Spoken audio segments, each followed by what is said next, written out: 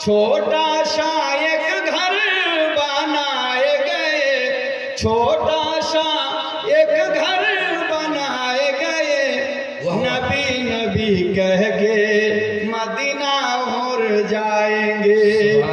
इश्क में हम पंछी कहलाए गए, इश्क में हम पंछी कहलाए गए, नबी नबी कह के मदीना और जाएंगे।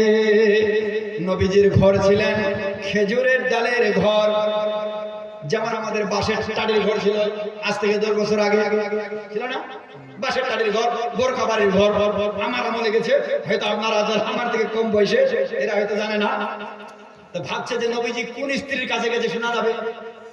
মা আয়েশা সিদ্দিকা রাদিয়াল্লাহু তাআলা আনহা উনি বাকি স্ত্রীদের মানে টাটির পাশে গিয়ে শুনছে যে নবীজি যদি ঢুকে তো গল্প বলে শোনা যাবে। এবার এই শুনতে শুনতে শুনতে শুনতে কোনো ঘরে শব্দ নাই, এইভাবে যেতে যেতে দেখতেছে, মা আয়েশা নিজেই বর্ণনা করছে হাদিসটা, কিন্তু মা আয়েশা রাদিয়াল্লাহু তাআলা আনহা বলছে দেখতেছি নবীজি কোনো স্ত্রীর ঘরে যাননি, তিনি কি করেছেন জান্নাতুল বাকির মধ্যে গিয়ে দুহাত তুলে দোয়া করছেন। কি দোয়া করছেন? একটু পানিটা পান করে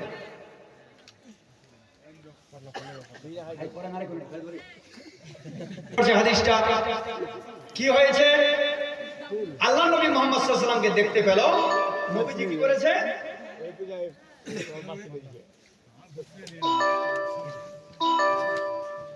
মা আয়েশা দেখতে পেল আল্লাহ নবী মুহাম্মদ সাল্লাল্লাহু আলাইহি ওয়াসাল্লাম জান্নাতুল বাকির মধ্যে দুহাত তুলে মুনাজাত করছে। নবীজি কি মুনাজাত করছে? রব্বুল আলামিন কিয়ামতের ময়দানে সন্তান তার বাবাকে হারাই ফেলবে, বাবা তার সন্তানকে হারাই ফেলবে, স্বামী তার স্ত্রীকে হারাই ফেলবে, বেটি তার মাকে হারিয়ে ফেলবে, কেউ কারো হবে না। ওই কিয়ামতের দিনে কেউ কাউকে চিনতে পারবে না। ও রব্বুল আলামিন, আমি আমার খাদিজার জন্য দোয়া করি, আল্লাহ গো আমার খাদিজাকে আমার পাশ থেকে তুমি হারাইও না, আমার খাদিজাকে যেন আমি পাশে পাশে পাই। এইবারে মেয়ে মানুষের তো হিংসা জানেন, এবারে যার একজন স্ত্রী ওটা ওই জানেন, ওর কোনো সমস্যা নাই।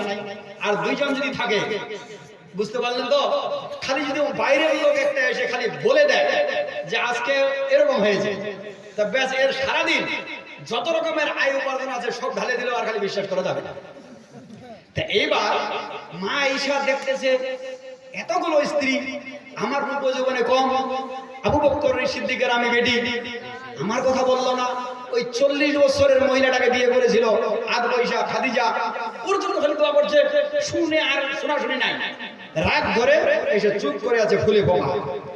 মা আয়েশা সিদ্দিকা রাদিয়াল্লাহু তাআলা আনহা কি করলো? নবীজি চলে আসলেন মুনাজাতের শেষে, মানে রাগে যে আছে আল্লাহ নবী বুঝতে পারলো যে এর কোনো কিছু হয়েছে। বলছে আয়েশা কি ব্যাপার, তুমি এমন করছো কেন? বলছে এমন করবো না তো কি, একটা 40 বছরের বুড়িকে বিয়ে করেছিলে, তার জন্য তুমি দোয়া করছে, এইদিকে আমরা যে 10 জন স্ত্রী আছি, কই আমাদের ব্যাপারে তো একবারও বললেন না।